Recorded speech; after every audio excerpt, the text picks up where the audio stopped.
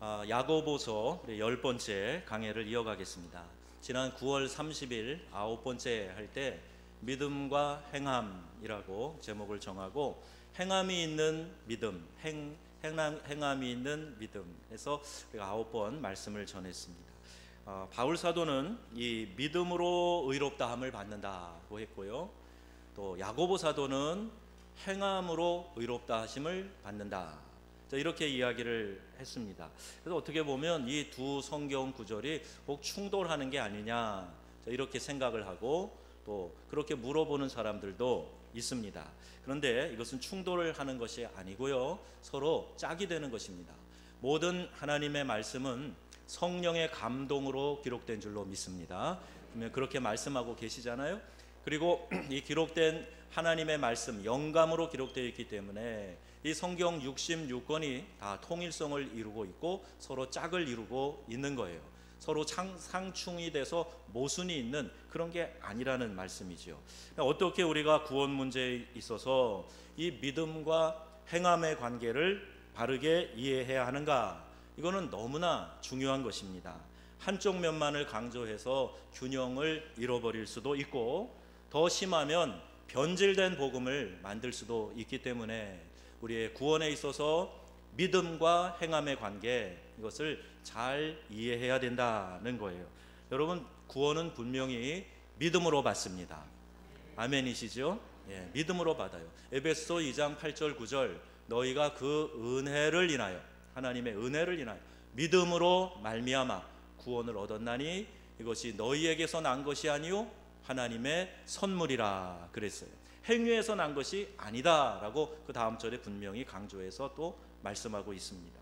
네, 그렇다면 행위가 구원의 조건이 아니라 믿음이 구원의 조건이다, 그 말씀이지요.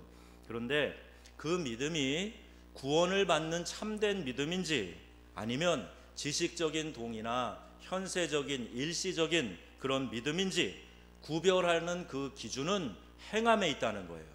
믿음으로 구원을 받으나 진짜 믿음이냐, 그게 구원받는 믿음이냐, 이것은 행위로 검증되게 되어 있다, 이것을 말씀하는 거예요.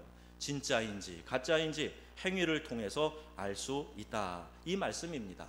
그러니까 서로 짝이 되는 것이죠. 야고보 사도는 우리의 구원을 위해서 너희 믿음이 진짜인지 또 살아있는 믿음인지 이것을 한번 점검을 해보라고 촉구하는 거예요. 그래서 여러분, 야고보서가 읽기 쉽지 않습니다. 야고보서를 읽다 보면요, 너무 강한 도전이 있기 때문에 부담스러운 부분도 있어요. 설교하는 입장에서는 사실 더 부담스럽습니다. 그러나 여러분, 이 말씀을 중심에 두고 살아가면 살아있는 믿음의 사람, 구원의 사람, 하나님의 자녀가 되는 권세를 누리는 사람이 되는 줄로 여러분 믿으시기 바랍니다. 그래서 강한 도전이 있지만 그것을 통해서 내가 은혜가 되고 내가 하나님의 사람으로 생명력 있는 삶을 살게 된다 하는 것을 확실히 믿으시고, 여러분 부담이 되어도 은혜 받으시기를 바랍니다.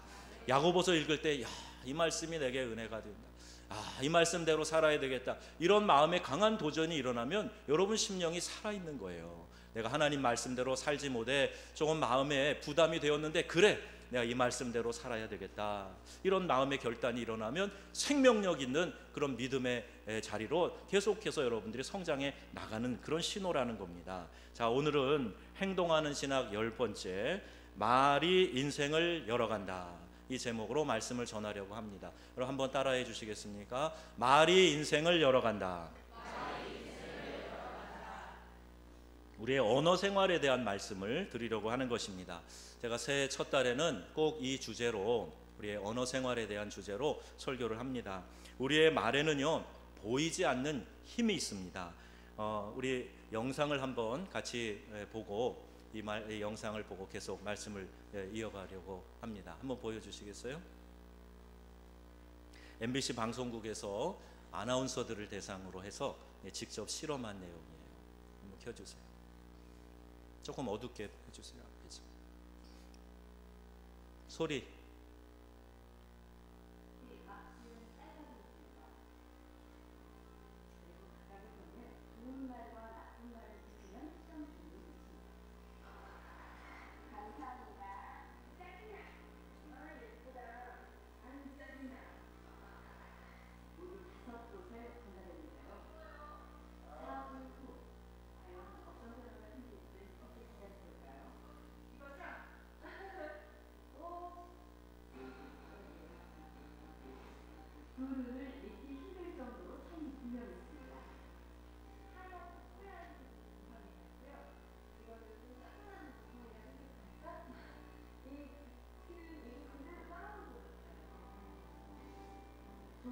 들려서 쌀밥에선 구수한 누룩 냄새가 났지만 나쁜 말을 들려서 쌀밥은 썩어버렸습니다.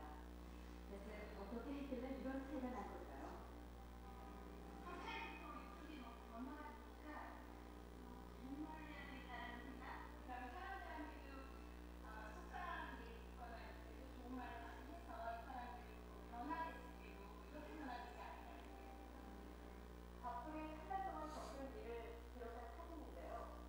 그 결과가 바로 여기 있습니다.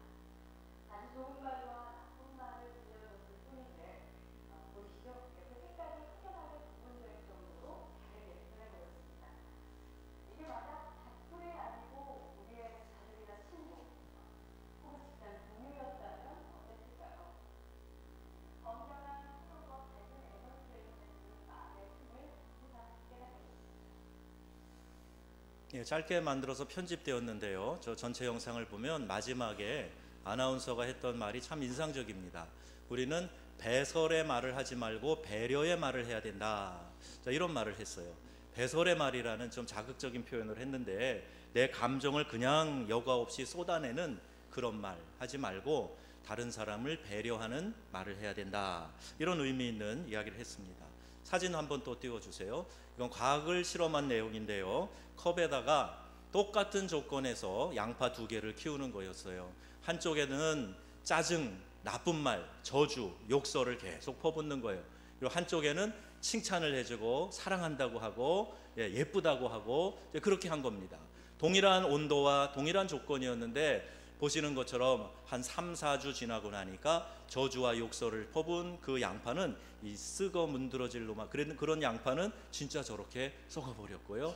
아유 예쁘다 사랑스럽다 그런 양파는 저렇게 싹을 틔우고 뿌리를 내리고 잘 자랐더라 하는 그런 실험의 결과입니다. 여러분 식물과 동물도 우리 말에 영향을 받습니다. 이게 말에 능력이 있다는 거예요. 영향력이 있다는 겁니다. 하물며 영적 존재인 우리 사람들은 어떻겠습니까? 여러분은 상대방이 기분 좋아지는 말을 하십니까? 아니면 상대방이 들었을 때 기분 상하는 말을 하십니까? 그렇게 만들어서 내 힘을, 내 위력을 나타내려고 하는 것은 어리석은 겁니다. 피그말리온 효과라는 것이 있어요. 그리스 신화에서부터 비롯된 것이긴 한데요. 피그말리온 효과는 사람이 긍정적인 기대를 받으면 그에 부응하는 쪽으로 노력한다는 거예요. 우리 남편 최고야 그러면요 이분이 자기의 부족함도 알지만 나를 그렇게 인정해 줬어. 그래서 더 잘하려고 노력하다가 좋은 남편 된다는 거예요. 기대에 부응하는 사람이 되려고 노력하고 긍정적 결과를 결국 초래하게 된다 그런 뜻입니다. 또 간절히 바라면 이루어진다 그런 의미도 담고 있어요. 이 피그말리온 효과를 교육에 적용을 한 사람이 있습니다. 1968년 미국 교육심리학자인 로버트 로젠탈이라고 하는 분이 이 시카고에 있는 샌프란시스코에 있는 초등학교에서 지능 테스트를 한다고 하고 아이들을 대상으로 조사를 한 거예요.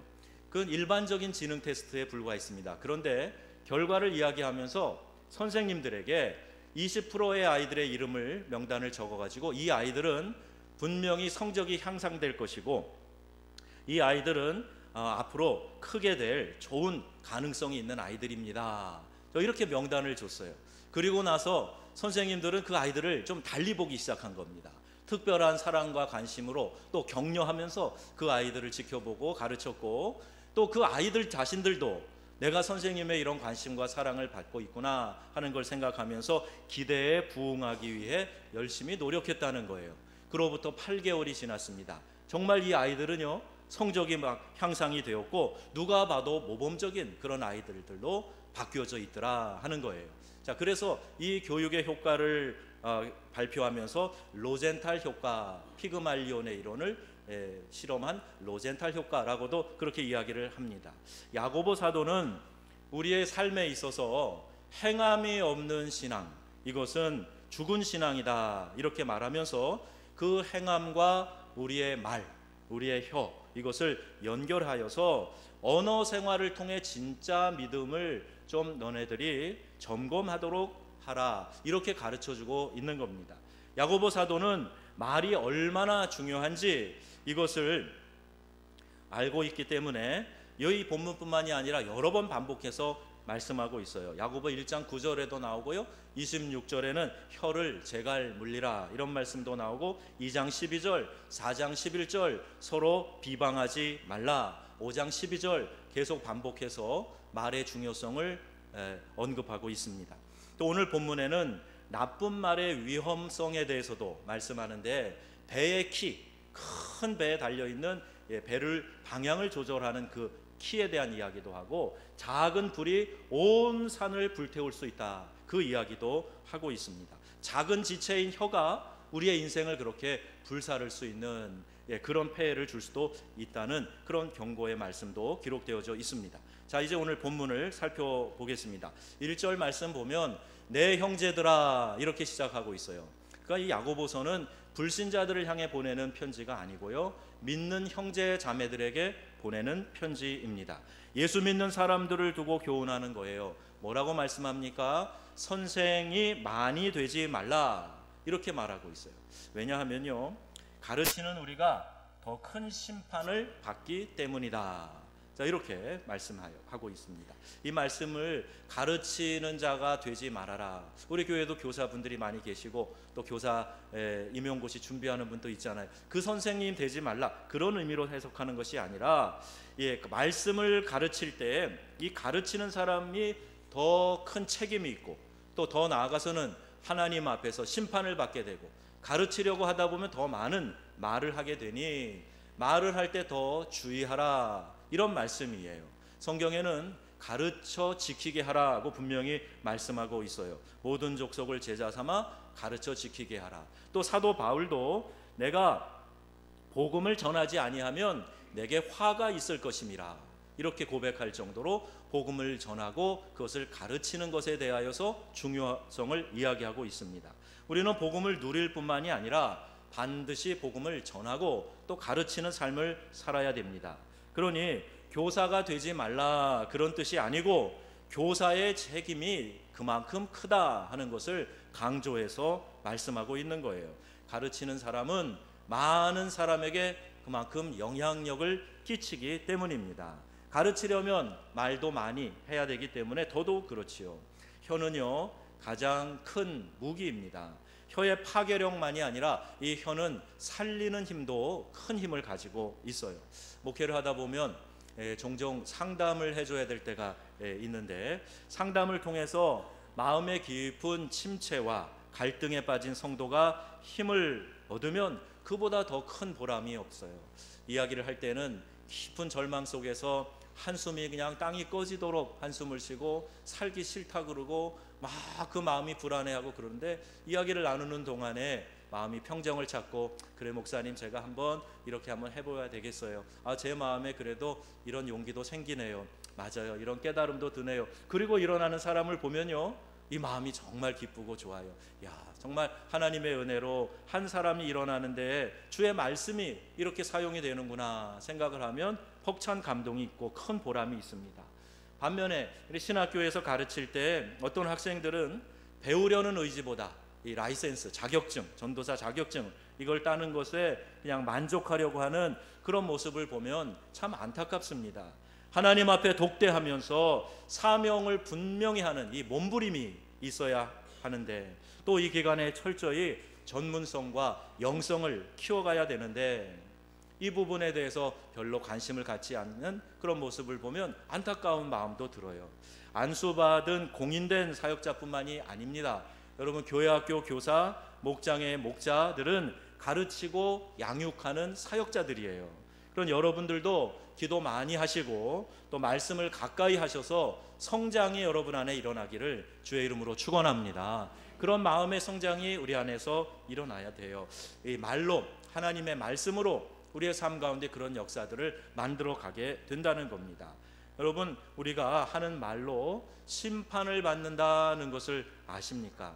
우리 말에요 말 한마디로 천냥 빚을 갚는다 이런 속담이 있지요. 말을 지혜롭게 덕스럽게 사용하는 사람은 많은 유익을 얻게 된다는 거예요. 그리고 주변에 사람들도 많이 모여들게 됩니다.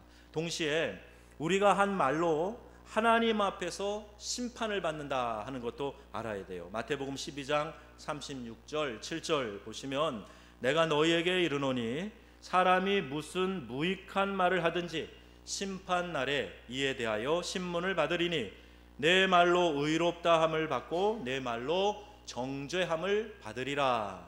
이렇게 말씀하고 있어요. 악한 말뿐만이 아니라 무익한 말, 쓸데없는 말, 이것도 심판의 대상이 된다는 것입니다. 그럼 지금은 이 핸드폰에도 녹음이 잘 됩니다. 근데 제가 중고등학교 다닐 때는요, 그때는 이렇게 카세트 테이프도 나오기 전인 것 같아요. 저희 집에 이렇게 007 가방 같은 녹음기가 있었어요. 이 뚜껑을 열면요, 양쪽에 원반같이 테이프가 감기는 그런 겁니다. 근데 이게 재미있어가지고 친구들 집에 놀러 오라 그래갖고요, 녹음기를 눌러놓고 같이 막 수다도 떨고 노래도 부르고, 그리고 다시 뒤로 돌려서 틀어보면 너무 재밌는 거예요. 요새 이렇게 하고 노는 아들이 있으면 막 병원 가봐라 그럴지 모르겠어요. 근데 그때는 그게 그렇게 재밌더라고요. 그러면서도 야, 우리가 얘기하는 게 이게 다 이렇게 녹음이 되는구나, 야 그대로 나오네, 이거 네 목소리인데 똑같네, 뭐 이렇게 생각하면서 같이 놀라고 재밌어하고 그랬었는데, 근데 요새 과학자들의 연구에 의하면 우리가 한 말이요, 이 우주 공간에 그냥 흩어져 없어지지 않는다는 거예요. 그냥 떠돌아다닌다고 그렇게 추론을 하고, 그것을 잡아서 모을 수 있는 기기를 만들어서, 이 음파를 측정하는 기구를 만들어서 그것을 잡으면 소리를 다시 복원할 수 있다는 거예요. 이것을 연구를 해가지고 발표를 한 겁니다. 녹음기에 담지 않아도, 이것이 어디에 저장돼 있지 않아도 이 공중에 흩어져 있다가 이것을 다시 모을 수 있고 복원할 수 있다는 거예요. 이 얘기를 들으면 여러분 어떠세요? 말 조심해야 되겠다, 그런 생각 들지 않습니까? 하나님께는요, 그런 음파 탐지기도 필요하지 않습니다. 우리가 하는 좋은 말, 유익한 말뿐만이 아니라 나쁜 말, 뒤에서 하는 뒷담화, 무익한 말도 하나님의 귀에 다 들려지고 다 기록되어 있다는 거예요. 하나님께서는 우리가 하는 모든 말을 하나도 빠지지 않고 다 알고 계시다 하는 것입니다. 물론 철저히 회개하면 없어지겠지만 그 이전에는 모든 것이 다 하나님께 기억되는 것임을 여러분 알아야 됩니다. 광야에서 불평 원망하던 이스라엘 백성들에게 불뱀을 보내셔서 물려 죽게 하셨고, 영향력 있던 집안 이 고라 자손들이 그 싱크홀, 땅이 갑자기 꺼지면서 그 땅에 함몰돼 빠져 죽는 일도 일어났어요. 그리고 준엄한 말씀도 하셨습니다. 민수기 14장 28절 말씀이에요. 너희 말이 내 귀에 들린 대로 내가 너희에게 시행하리라 하는 이 말씀이에요. 그들이 불평하고 원망하고 다시 돌아가자, 그리고 이집트에 가서 살던 그때가 좋았다, 이렇게 불평 원망하고 지도자를 비난하고 할 때에 너희 말이 내 귀에 들린 대로 내가 너희에게 시행하리라 하는 준엄한 말씀도 하셨습니다. 이것을 아는 사람은 언어 생활을 함부로 하면 안 됩니다. 다윗처럼 우리는 이런 기도를 드려야 됩니다. 시편 141편의 말씀이에요. 여호와여, 내 입에 파수꾼을 세우시고 내 입술의 문을 지키소서. 이런 기도가 있어야 돼요. 여러분 기도할 때마다 하나님, 제 입에 파수꾼을 세워 주시옵소서. 살리는 말을 하게 하여 주시옵소서. 유익한 말이 되게 하여 주시옵소서. 덕을 끼치는 말이 되게 하여 주시옵소서. 그렇게 파수꾼 세워달라고 기도해야 합니다. 여러분, 우리의 혀를 온전히 통제할 수 있는 사람은 없어요. 누구나 말에 실수가 있고요, 또 이것이 성경에도 그렇게 기록되어 있어요. 우리가 다 실수가 많으니 만일 말에 실수가 없는 자라면 곧 온전한 사람이라 그랬어요. 우리 안에 온전한 사람 찾아보기 어려울 겁니다. 이 온전함이라는요, 온전히 성숙함이란 그런 의미도 됩니다.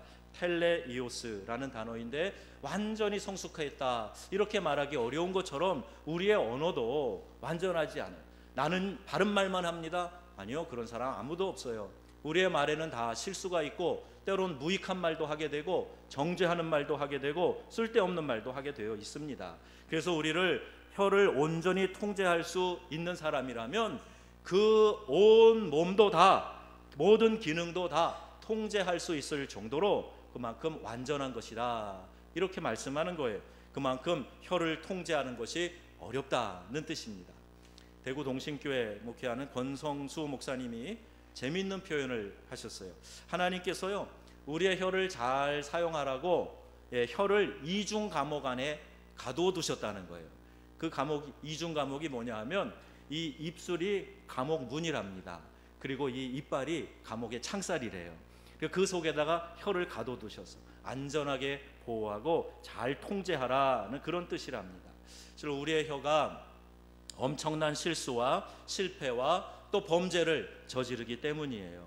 화내는 혀, 욕하는 혀, 비난하고 거짓말하고 위증하는 혀, 이간질하는 혀, 삐딱하게 말하는 혀, 짜증 부리는 혀, 멸시하는 혀, 불평하고 아부하고 모독하는 혀, 자랑하는 혀, 과장하는 혀, 저주하는 혀, 싸우는, 잔소리하는, 또 뒤에서 쑥덕쑥덕 궁시렁궁시렁 하는 혀, 이것이 다 죄를 짓게 되고 결국 실패하게 만든다 하는 겁니다. 그러니까 이 혀를 잘 통제해야 된다 하는 거예요.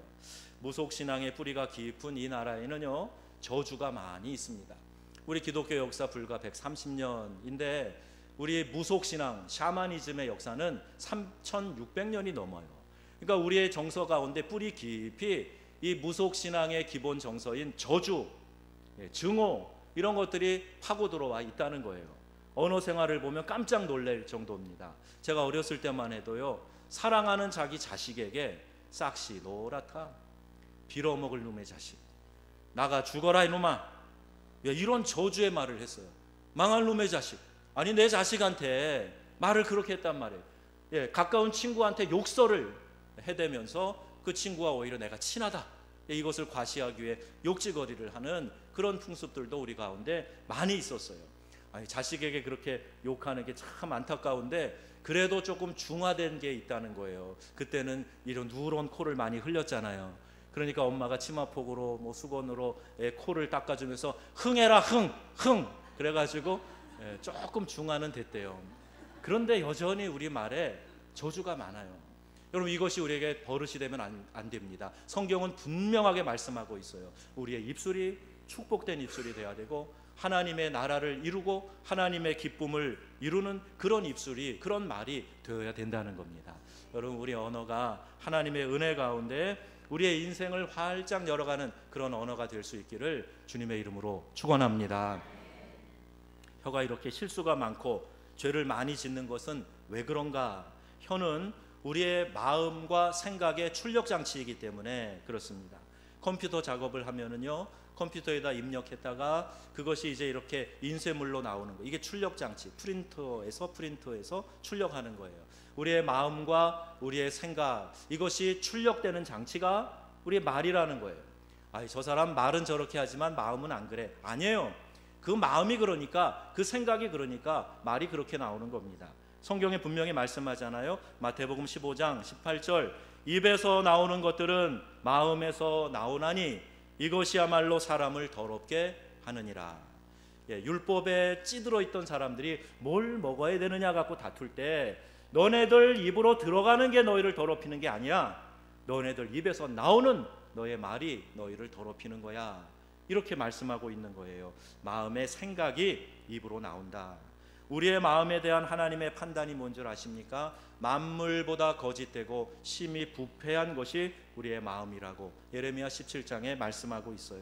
자신의 혀를 보면 우리의 마음을 알게 되는 겁니다. 그래서 혀는 마음의 리트머스 시험지다, 이렇게 정의하기도 해요. 리트머스 시험지를 넣어서 이게 산성인지 알칼리성인지 어느 정도인지를 측정하는 것처럼 우리의 말을 통해서 이 사람의 마음이 악한 마음인지 선한 마음인지 어느 정도인지 이것이 측정이 된다 하는 것입니다.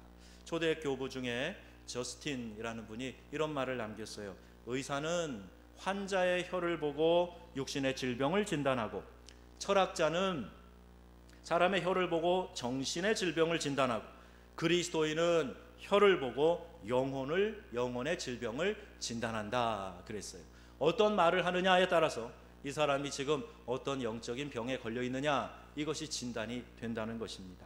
그래서 우리의 혀는 성화된 거룩한 혀가 되어야 돼요.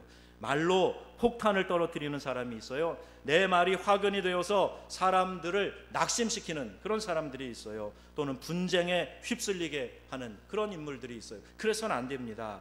왜 나는 자꾸 말로 인해서 사람들과 분쟁에 휘말리게 되는가? 부정한 혀는 부정한 마음에서 나오는 표현이다 하는 것을 모르기 때문이에요. 병의 증상만 알지 원인을 모릅니다. 그래서 나의 내면 세계, 즉 마음을 거룩하게 하려고 하는 노력을 하지 않는 거예요. 그냥 생각나는 대로, 마음에 들어오는 대로 그냥 출력해 버리는 거예요.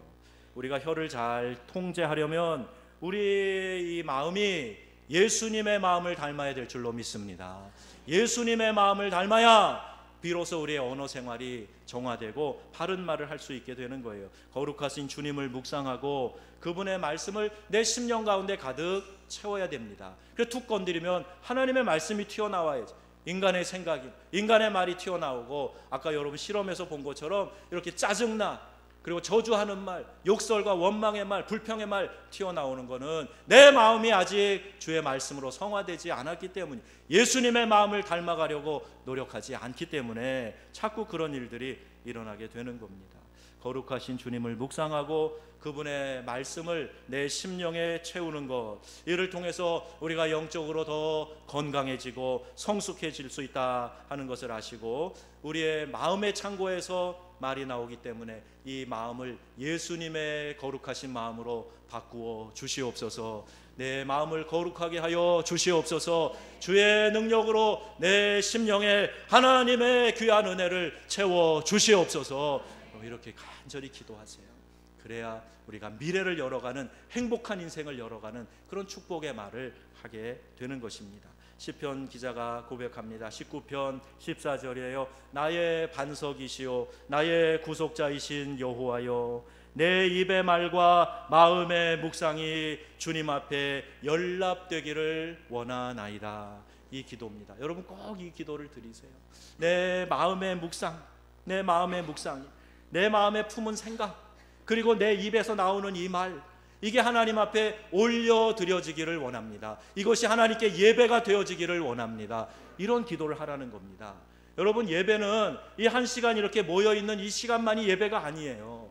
여러분이 밖에 나가서 여러분이 하는 말, 여러분이 하는 행동, 여러분이 하는 마음씀, 이것이 다 하나님 앞에 예배가 된다는 겁니다. 그러니 내 마음의 묵상과 내 입술의 이 고백이 하나님 앞에 예배로 올려드려지기를 원하나이다. 이 기도를 우리가 늘 드려야 되는 것입니다. 하나님의 그 영광 앞에 선 사람들은 모두가 다 자신의 죄성을 발견하고 그분 앞에 거꾸로집니다. 이사야를 보세요. 이사야가요, 당대에 아주 날카로운 이 바른 말하는 그런 선지자였어요. 그 시대의 부패성을 보면서 날카롭게 지적하는 그런 선지자가 이사야 선지자입니다.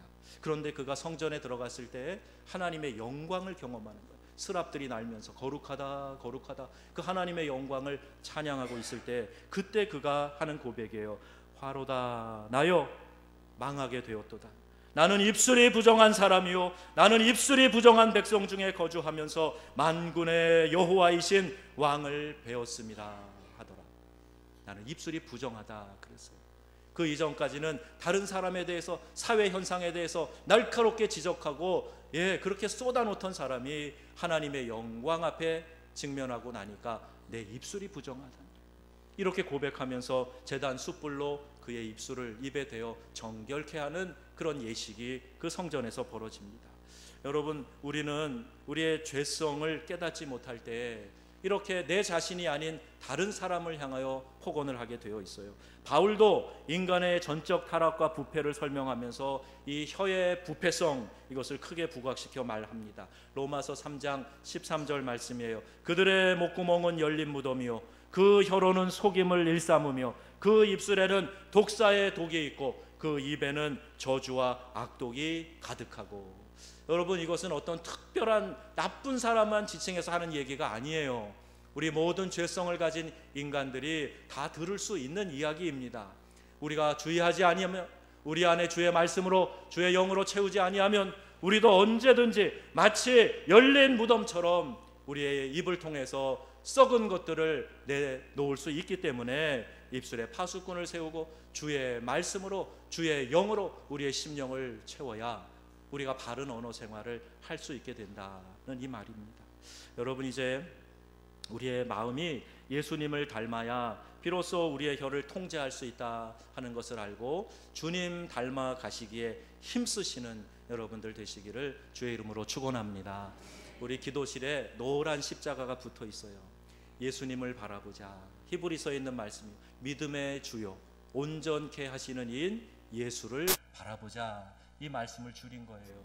예수님을 바라보시고 그 주님을 깊이 묵상하고 주의 말씀을 내 심령에 채워야, 그래야 우리의 혀가 통제가 되고 우리의 말이 변화될 수 있다 하는 것입니다. 지금 나와 함께 하시는 예수님, 나를 지켜보시는 예수님, 내 말을 다 저장하여 들으실 수 있는 우리 하나님, 그분 앞에서 하나님의 뜻대로 살고 싶은 이 마음을 가지고 엎드려 기도해야 하나님이 우리의 언어를 통제해 주시고 우리의 새 마음을 허락해 주실 줄로 믿습니다. 예수님을 믿고 거듭났다고 하면서도 여전히 혀에 변화가 없으면 자신이 가짜 신앙에는 아닌지 살펴봐야 돼요. 죽은 신앙이 아닌지 점검을 해보아야 하는 것입니다. 참된 신자에게는 반드시 이 성화된 혀가 있어지게 되는 것입니다. 예수님 어떻게 하셨어요? 베드로전서 2장 22절, 그는 죄를 범하지 아니하시고 그 입에 거짓도 없으시며 욕을 당하시되 맞대어 욕하지 아니하시고 고난을 당하시되 위협하지 아니하시고 오직 공의로 심판하시는 이에게 부탁하시며, 오직 공의로 심판하시는 이에게 부탁하시며.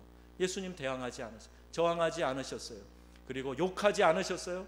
그리고 공의로 심판하시는 하나님께 부탁하셨습니다. 여러분, 우리의 마음이 예수님을 닮을 수 있도록, 우리의 혀가 예수님을 닮을 수 있도록, 이 모든 상황에서 우리의 자신이 우리의 마음으로, 우리의 입으로 쏟아내는 것이 아니라 공의의 하나님께 아뢰고 그분께 부탁하고 그분을 의지하는 삶을 살아가실 수 있기를 바랍니다. 우리의 혀를 통제하는 유일한 길은 예수님을 닮아가는 데 있습니다. 다윗도 하나님 앞에서 그런 노력을 했어요. 시편 39편에 보시면 내가 말하기를 나의 행위를 조심하여 내 혀로 범죄하지 아니하리니 악인이 내 앞에 있을 때 내가 내 입에 재갈을 먹이리라 하였도다. 범죄하지 않으려고 악인이 내 앞에 있을 때조차도 내가 입에 재갈을 물리고 공의의 하나님께 부탁하는 그런 마음을 가졌던 겁니다. 여러분, 내 언어 생활이 어떤지 하나님 앞에서, 그분의 거울 앞에서 우리 정확하게 비춰 봐야 됩니다. 그리고 내 말이 하나님께 들려지고 심판의 대상이 된다 하는 사실을 여러분 꼭 기억하시기 바랍니다. 여러분, 혀를 지키고 말을 잘해서 앞으로 열리는 인생을 살아가겠다라는 이 결심으로 새해를 시작하시기를 주의 이름으로 축원합니다. 예수 그리스도를 날마다 닮아가려는 목표를 세우세요. 우리 함께 기도하려고 할 때 여러분 좀 관심을 갖고 같이 기도하세요. 기도하면서 주님 닮아가기 원합니다. 주님의 마음을 좀 저에게 좀 가득 채워주세요. 주의 말씀으로 나를 채워주세요. 주의 말씀으로 나를 먹여주세요. 주님 닮아가기를 원합니다. 그분의 말씀으로 내 심령을 채우고 잘못된 말이 나오면 즉시 회개하고 마음을 순화시켜서 선한 영향력을 퍼뜨리는, 내가 축복된 말을 심어서 귀한 축복의 열매를 거두는 사랑하는 주의 백성들이 다 되시기를 우리 주 예수님의 이름으로 축원합니다.